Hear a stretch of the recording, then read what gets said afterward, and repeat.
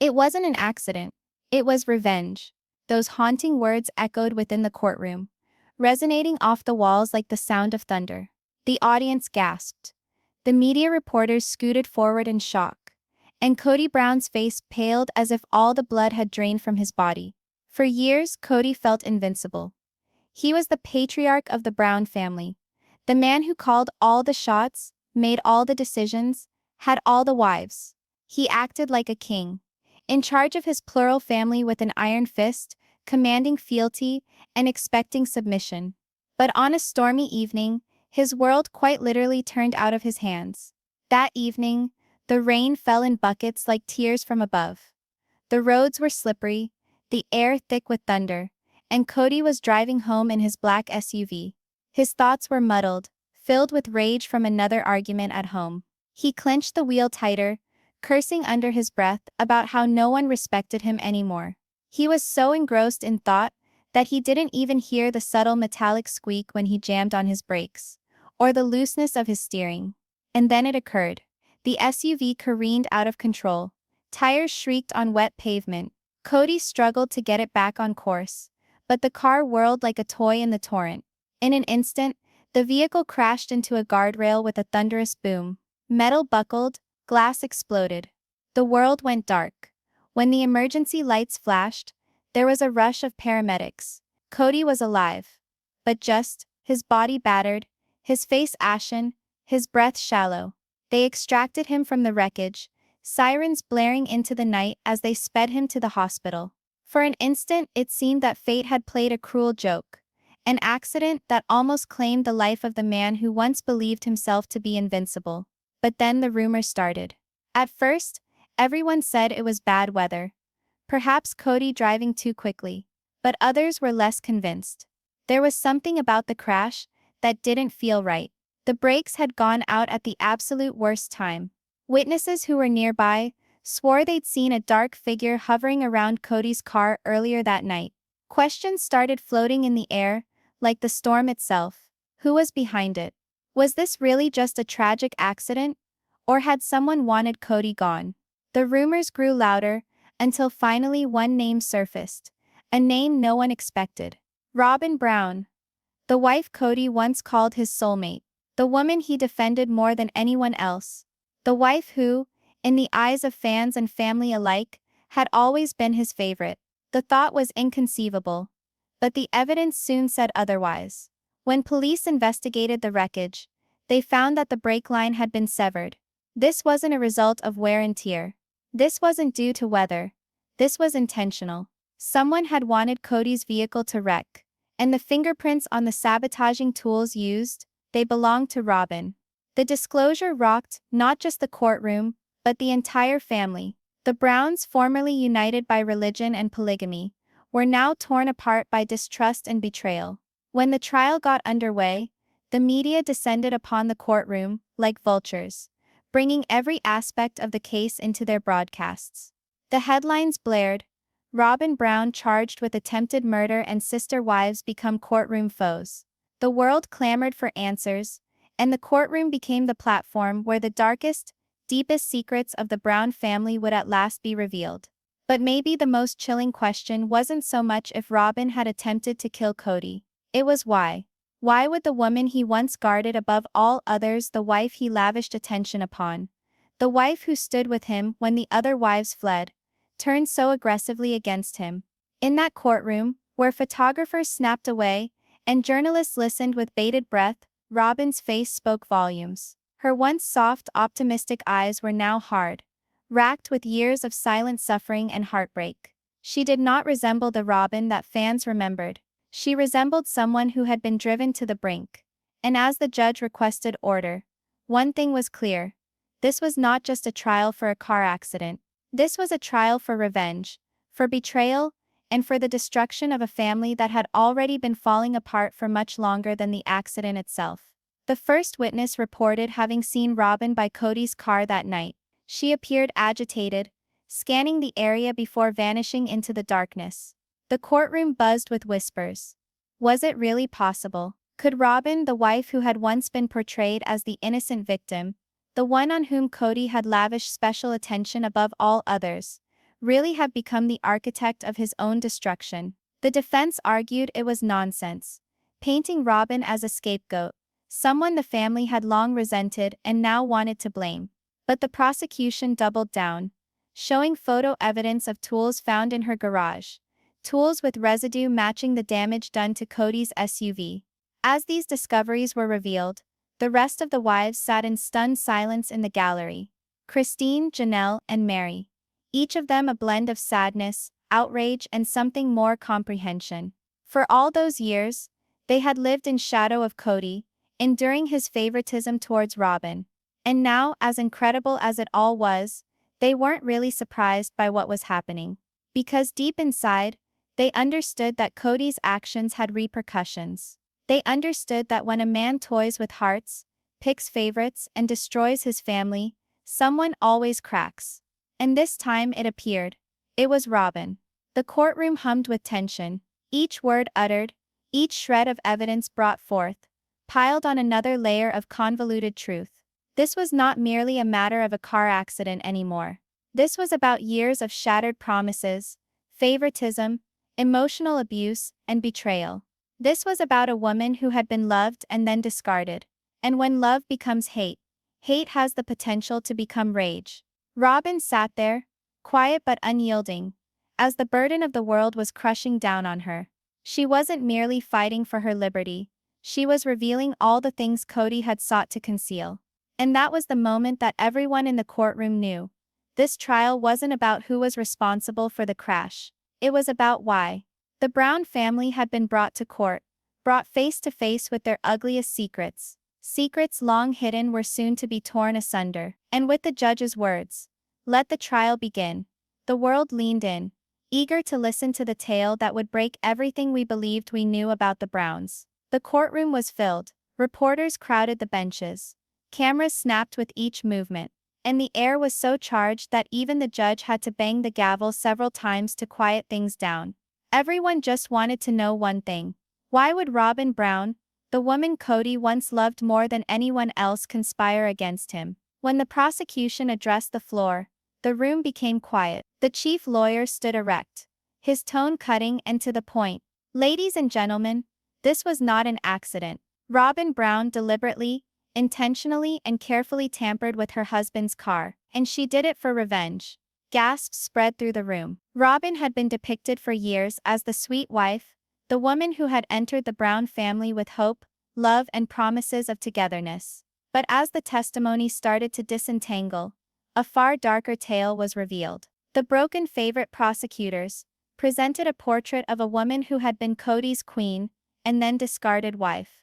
When Robyn first joined the family, she was Kody's everything. He spent countless hours at her house, leaving the other wives in the lurch. He stood up for her vocally, even when it put him at odds with Christine, Janelle, and Mary. But over time, as the family disintegrated, Robyn's role changed. Following Garrison's senseless death, Kody withdrew, shut up in his sorrow, resentful of the world, and aloof even to that one wife who had always remained at his side. Robyn had given up everything for Kody, her independence, her pride, even the respect of the other wives. And in return, she was left with loneliness. The prosecutors played clips from the Sister Wives show itself, moments where Robyn begged Kody for attention, for reassurance, for love.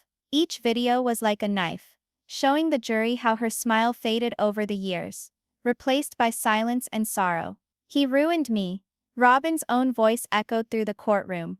From a previous confession, "He ruined all of us. I gave him everything, and he left me shattered." The night of the crash, detectives outlined the timeline. Several hours prior to the crash, neighbors observed Robyn walking back and forth outside. One witness took an oath that she saw Robyn walk towards the garage, where Kody's SUV was parked. Another reported hearing clanking noises, like tools banging against metal. When Kody drove away into the storm, it was too late. The brake line, detectives disclosed, had been neatly cut, not rusted, not frayed. Cut. There was a stunned silence in the court when photographs of the mangled brake line appeared on the large screen. The prosecutor indicated the ragged ends. This was no accident. This was sabotage.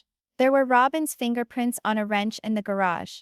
There was evidence of brake fluid residue on a rag from her garbage. Piece by piece, the jigsaw fell into place. The picture of Robyn as a meek, submissive wife was broken. In its stead stood a woman nurtured by years of rage and betrayal, one who had seen enough. Robyn speaks. Lastly, the judge summoned Robyn to take the stand. The room breathed in unison as she rose. Wearing black, her hair drawn back severely, her hands quivering slightly as she raised them to take the oath. As she sat down, her words were gentle, on the verge of breaking. Do you know what it feels like to be invisible in your own marriage? To see the man you dedicated your life to walk away, again and again, while you plead with him to even look at you? She stared, glassy-eyed with tears, before she turned to Kody. You made me feel like nothing. I stood with you when everyone else walked away. I fought for you when the world ridiculed you. I was faithful even when it cost me everything. And what did you offer me in return? Silence, indifference, solitude. Gasps rose in the courtroom as Robyn went on. I didn't lose just a husband. I lost myself. And in that instant, when I touched your car, I wasn't trying to kill you. I was trying to make you feel even a percentage of what I've lived with every day. Her words clung to the air like smoke, heavy and choking. Some of the jurors appeared moved, others appalled. The wives in the gallery glanced at each other, their faces unreadable. The role of the family. The prosecution weren't done. They contended that Robyn's anger didn't simply result from Kody's disregard. It resulted from the whole family situation. For several years, Christine, Janelle and Mary begrudged her for being the favorite wife. That begrudging made her isolated, relying on Kody for validation. And once Kody withdrew it, Robyn felt left out in the cold. The prosecutors quoted at length from Robyn's personal diaries, which had been seized as evidence. In them she had written, I feel like I don't matter anymore. He spends his time everywhere else, never with me. Maybe if I disappeared, he wouldn't even notice. Every page drew the jury further into her deteriorating frame of mind. The picture was complete. Robyn was a woman worn down over years, until something snapped inside her. The jury's dilemma. The courtroom wasn't merely grappling with the facts. It was grappling with the feelings. Was Robyn a calculating criminal who attempted to murder her husband, or was she a devastated woman driven to the brink by neglect, bias, and decades of uncomplaining misery? Even Christine, sitting in the gallery, leaned over to Janelle and said quietly, I don't agree with what she did, but I get it. That statement traveled around the gallery like wildfire. Even those who hated Robyn couldn't help but agree on one thing: Kody had left a trail of shattered hearts behind him. And perhaps, just perhaps, Robyn was just the one who finally did something about it. The turning point. The defense lawyer latched onto this, re-describing Robyn not as a criminal but as a victim. He said that although the evidence of tampering was clear, the motive was not murder. Desperation. My client did not wake up that morning, intending to kill her husband, he said to the jury. She acted based on decades of emotional abuse, neglect, and suffering. She wanted him to be afraid. Yes, she wanted him to see what it was like to lose control. She did not want him dead. She wanted his attention. The defense drew a very different picture, one of a cry for attention gone too far, rather than attempted murder. And the jury, visibly disturbed, now bore the impossible burden of judgment. Was Robyn a criminal genius, or a shattered woman who had finally snapped? By Section 2, the dynamic had changed. This trial was no longer merely about mechanics of a car accident and evidence. It was about the human heart, what it can weather, how much suffering it will bear, and how far a person will go when pushed beyond their limits. Robyn wasn't merely on trial for sabotage. She was on trial for revenge. And with each testimony, each sob, and each hushed secret, the Browns' immaculate facade continued to break down. The world beyond looked on, anticipating the next installment. The courtroom had already been rocked by Robyn's testimony, her sobbing admission of years of abandonment, and the devastating proof of her tampering with Kody's vehicle. But nothing could steel anyone for what was coming. The judge pushed back his glasses, scanned his notes, and then stated, "Call Christine Brown to the stand." The room hummed in disapproval. The other wives had been quiet witnesses until this point, their faces strained with emotion as Robyn's testimony was presented. But now, one by one, They were going to testify, and what they were going to say would forever alter the trial. Christine's testimony. The broken heart. Christine moved hesitantly to the witness stand. She was dressed in a rich green blouse, her blonde hair hanging freely around her shoulders. Her hands shook while she put them on the Bible to take the oath, though she seemed serene. When she sat, she didn't glance at the jury. She didn't glance at the judge. She gazed directly at Kody. Her tone was even initially, but with a hint of suffering. Kody, you were meant to be our leader. You were meant to love us all the same, to build us up, to guard us. But you didn't. You picked favorites. You made us fight for your affection, like we were scrapping for table scraps. And the one you picked was always Robyn. Gasps echoed through the room. Kody's face reddened, his jaw clenching, but he remained silent. Christine went on, her voice now cracking. Do you have any idea how it feels to sit at home, night after night, waiting for your husband, knowing he's at another woman's house, laughing, holding her, spending time he never spent with you? Do you have any idea how it feels to tell your children why daddy isn't coming? She brushed away a tear, but didn't take her eyes from him. Robyn might have gone too far. I can't stand here and justify what she did. But I can say this, I know why she cracked up. Because I cracked up too. Only I didn't have the guts, or the rage, to do what she did. The jury shifted uncomfortably. This wasn't testimony. This was a confession of suffering that had lain hidden for years. Christine descended from the stand with tears in her eyes, her words hanging in the courtroom like smoke. Janelle's testimony. The quiet strength. The judge called next. Janelle Brown, take the stand. Janelle moved with quiet dignity, her face calm, nearly impassive. She had always been the rock, the practical, logical wife who tamed chaos with a measured patience. But when she sat, her calm tone belied the weight of decades. I want to be really clear. Janelle started, her voice strong. I do not support violence. I do not support revenge. But I've lived in this family long enough to understand how we ended up here. She stopped, looking around at the jury, then back in the direction of Kody. Your maid Robyn the queen. The rest of us were set aside like an afterthought. You informed us that we weren't enough. You informed us, by your actions, that we didn't count. We built this family with you. We sacrificed our entire lives, and in return all you gave us was abandonment. Kody shook his head, and grumbled under his breath. But Janelle did not cease. Robyn wasn't a virgin, but she was human. You built her up, Kody, only to bring her crashing down when she needed you most. And that's what brought us all here.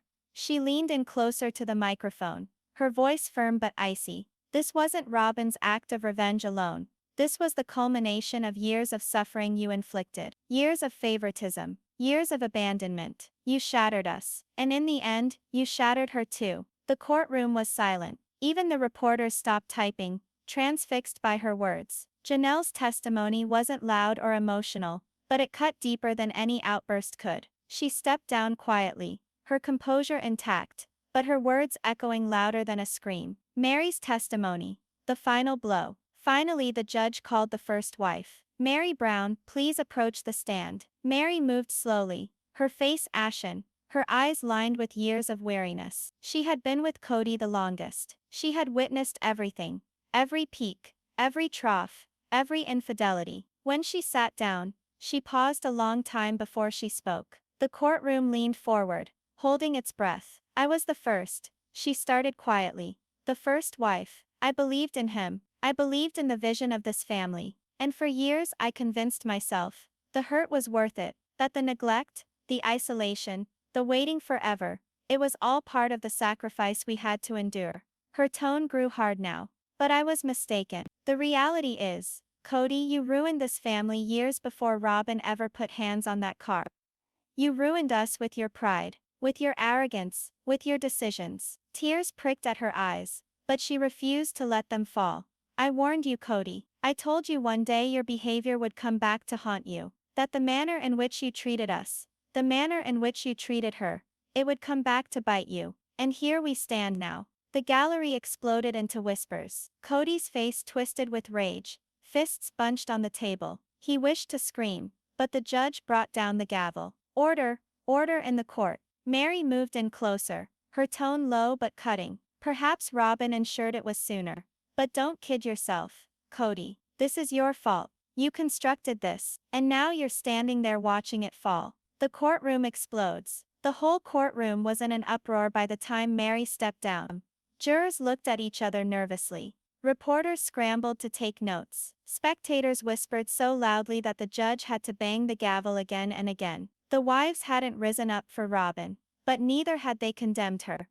Rather, they redirected the focus back onto Kody and revealed him not as a victim, but as the mastermind behind the breakdown of the family. For years the world had been watching sister wives, believing they knew the tale. One man, 4 women, and the tribulations of plural marriage. But here in this courtroom, the reality was revealed. Behind the cameras, behind the fabricated grins, was a tale of control, preferential treatment, and heartache.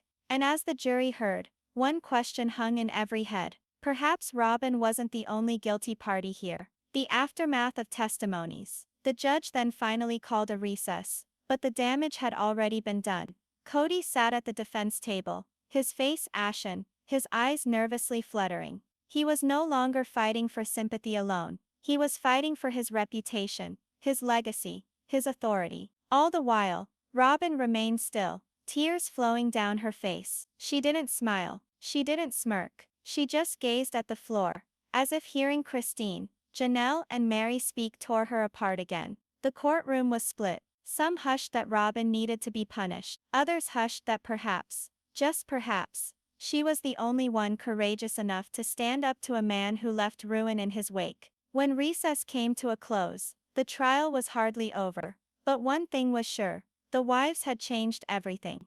This wasn't simply the trial of Robyn Brown. It was the trial of Kody Brown's reputation. The courtroom had already been shaken to its core. Robyn's testimony painted her as a woman broken by neglect. Christine's words pierced like arrows. Janelle's calm truth carried the weight of decades. And Mary's final blow left Kody exposed as the architect of the family's collapse. But now the moment everyone was waiting for arrived. The judge leaned forward, his voice deep and commanding. "Mr. Kody Brown, please take the stand." The air changed in a split second. Reporters' pens went up, cameras snapped, and the onlookers inclined forward. This was it, the time when Kody, the figure of all attention, would at last break his silence. Kody faces the jury. Kody stood there, his jaw clenched, eyes roving the room as if he was among enemies. He straightened his tie, took a deep breath, and strode toward the witness stand. When he lifted his hand to take the oath, his voice trembled just a little, a fissure that revealed the rage and terror seething just beneath his skin. As he took his seat, the prosecution did not hesitate. "Mr. Brown, you've heard the testimony of your wives. You've heard the accusations. Do you accept showing favoritism, abandoning your family emotionally, pushing Robyn to desperation?" Kody's head jerked up, voice biting. "No, I don't accept anything. I gave my all to this family. My all. And now they distort the story to portray me as a monster." His voice boomed out, but was no longer as powerful as it used to be. The jurors' faces were impassive. The observers eyed him hawk-like. "Mr. Brown," the lawyer insisted, "your wives gave testimony that you ignored them, that you placed Robyn over the rest, then threw her aside. Do you refute this?" Kody slammed his fist against the wooden railing. "I adored my wives. All of them. But Robyn was the one who showed respect. She was faithful. She stayed when the others bailed out. If she feels betrayed, that's her prerogative, not my fault." Gasps passed through the courtroom. Christine shook her head, her eyes welling with tears. Janelle pressed her lips together, closing her eyes. Mary just looked at him, her face a combination of weariness and anger. Robyn confronts Kody. Then, in a surprise no one anticipated, the defense attorney called Robyn back to the witness stand for an in-your-face confrontation. The judge hesitated, then nodded finally. "Proceed." Robyn moved at a slow pace, her footsteps weighty, her face white but resolute. She sat opposite Kody, her gaze fixed on his. The tension was palpable. One could almost hear the sound of pens scratching, the quiet whir of cameras, the shallow gasps of 100 onlookers waiting for the fireworks. The lawyer pointed at her. "Mrs. Brown, do you have something you'd like to say to your husband?" Robyn's tone was low, shaky but crisp. "You tell me you gave it all." "No, Kody, you took it all. You took my loyalty, my devotion, my sacrifices. and discarded them when you were finished. Do you have any idea what that does to a person? Do you have any idea what it feels like to sit in the dark and wait for a man who never returns? Kody's face contorted, his voice increasing. Don't you dare stand there and act like the victim. Robyn, you had it all. The house, the time, my focus. You were the one wife who possessed me. And now you betray me like this. Robyn's voice cut through the air like a knife. You betrayed me first. The words hung in the air like a death sentence. Gasps rippled around the courtroom, the atmosphere snapping like a live wire. The battle of blame. What ensued was not so much testimony as battlefield. Mr. Brown, why do you believe your wives? All three of them testified against you. The prosecutor inquired. Kody bellowed, his face flushed with rage. Because they're bitter. Because they couldn't stand the truth. They resented Robyn. They resented that she was faithful, that she treated me respectfully, while they sabotaged me at every opportunity. This is their retaliation, not hers. Christine rose in the gallery, her voice echoing through the silence. Respect? You call neglect respect. You call leaving your children behind respect. You ruined us, Kody. And now you're blaming us for it. The judge banged his gavel. Order. Mrs. Brown, sit down or you'll be taken out. Christine slunk back into her seat, but the harm was done. The fire in her eyes was seen by the jury. The defense lawyer then came back to Robyn. Why didn't you walk away, Robyn? If he was so terrible to you, why not leave? She sobbed through her tears and whispered, because I believed him. Because he said to me that I was special, that I counted, that I was his soulmate. And I held on to that. I kept it even when it was killing me inside. Leaving was impossible, but making him feel what I felt, that seemed possible. The room was hushed except for the quiet sobbing of someone in the gallery. The judge's warning. The judge, tired and stern, finally spoke up. His voice thundered through the commotion. This is not a circus. This is a court of law. And what I see here is not just a case of attempted murder. It's a case of a family shattered by betrayal, pride and heartbreak. He turned to Kody, his voice cold. Mr. Brown, your arrogance is not lost. Your refusal to recognize your part in this family's downfall has been made obvious. He turned to Robyn.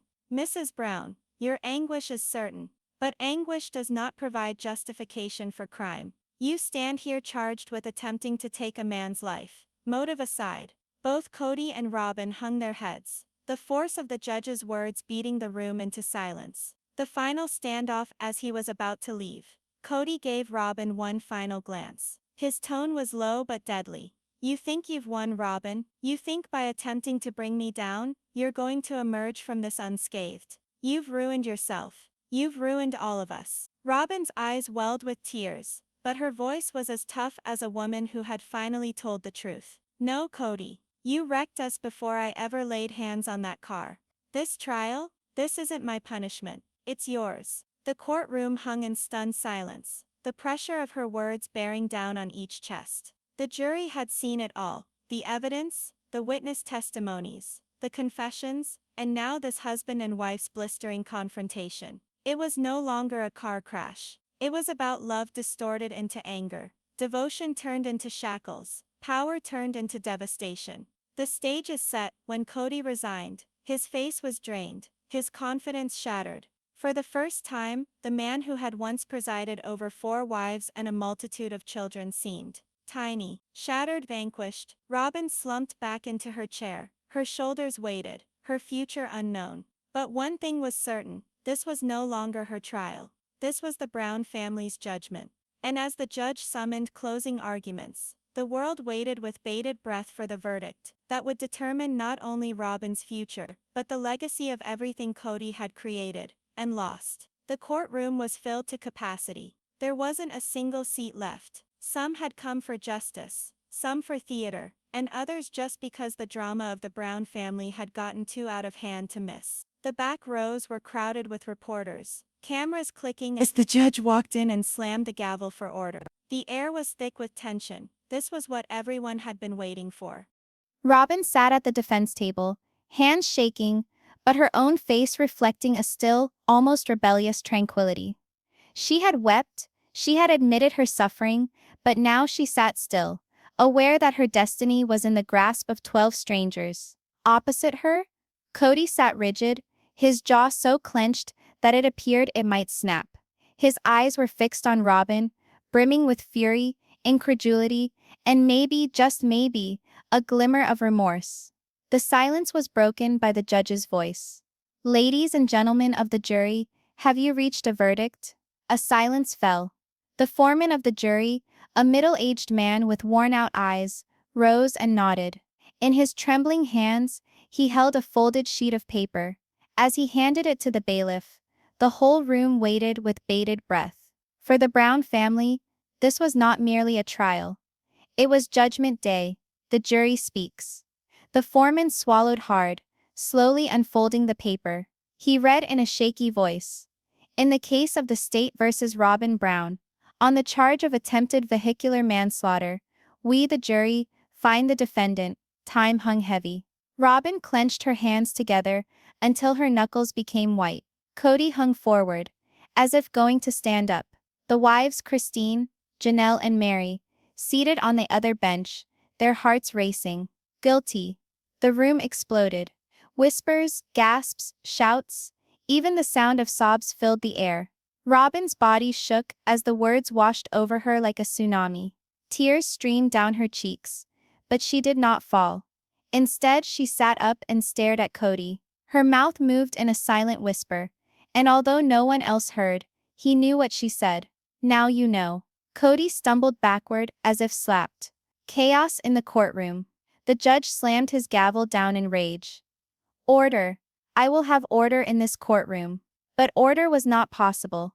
Reporters hurried out to report breaking news. Sister Wives fans standing outside the courthouse screamed into cameras, some stunned, others proclaiming justice had finally been served. Inside, Christine had covered her face with her hands, softly whispering, "God help us all." Janelle's voice was stern, but sad. "She'll pay the price." But he made this storm. And Mary? She just shook her head, muttering, I told him one day it would all come back." Kody leapt to his feet, jabbing a finger at Robyn. "You destroyed everything. You destroyed me. You destroyed this family." His voice broke with anger. "And now you think they should feel sorry for you?" Robyn did not avert her gaze. Her voice was firm, even as tears streamed down her face. "No, Kody, I don't want their sympathy. I wanted you, and you left me with nothing. This is what nothing tastes like." The bailiffs acted fast, holding Kody back, while the judge shouted at him to sit. The courtroom hummed like a hive. Now more than a mere battle in court. It was the ultimate breakdown of a family already on the edge of collapse for years. The sentencing, the judge's gavel banged down once more. "Robyn Brown, rise." She stood up slowly, all eyes upon her. The air was so still, you could hear the whir of the ceiling lights. "You have been convicted of attempted vehicular manslaughter.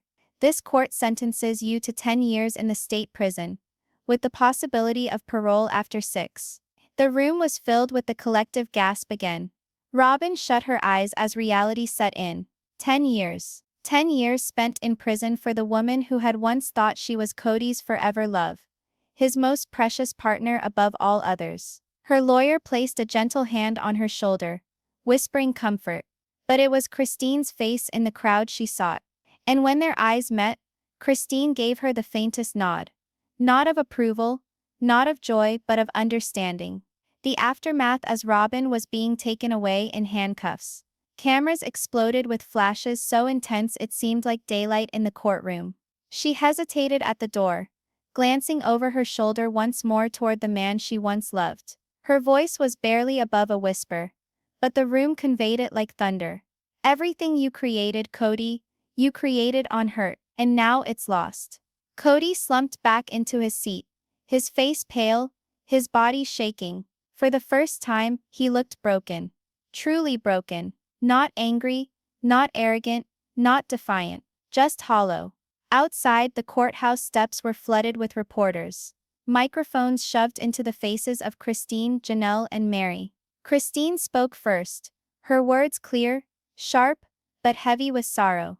"This isn't just about Robyn. This is about years of control, manipulation, and neglect." She acted out of desperation. And though what she did was wrong, it was Kody who created this tragedy. Janelle added softly, "This verdict doesn't heal the pain. But maybe now the world sees the truth we've lived with for so long." And Mary's words struck deepest of all. Families don't fall apart overnight. They crumble slowly, piece by piece, until one day there's nothing left to hold together. That's what Kody did to us. That's why we're here today. The legacy of the trial. The trial of Robyn Brown wasn't just about a car accident anymore. It became a symbol. The story of how power, favoritism, and broken promises can tear apart even the strongest-looking family. To the public, it was scandal. To the Browns, it was tragedy. To Kody, it was karma. As the courthouse cleared, Christine, Janelle, and Mary exited side by side. For the first time in years, they stood together. Not for love, not for Kody, but for survival. They had all been wounded, but they had survived. And now they would move forward, leaving behind the wreckage of the life Kody had constructed. Kody, though, was standing alone. Alone with his anger. Alone with his guilt. Alone with the fact that the woman he used to defend at all costs had been pushed so deep into despair that she attempted to kill him. And Robyn? As the doors to the prison shut behind her, she muttered to herself, "I'm free now, not in the world, but in here." She pressed her hand to her heart, because he finally knows how it feels. The final words. The Brown family would never be the same. The verdict had written the final chapter of a story filled with love, betrayal, revenge, and destruction. Robyn lost her freedom. Kody lost his power. And together they lost the family they once boasted would last forever. While the cameras outside flashed, the world stared, in shock. The Browns' drama had finally hit rock bottom. And whether you gave it the name of justice, tragedy, or fate, one thing was for sure: everything would never be the same again.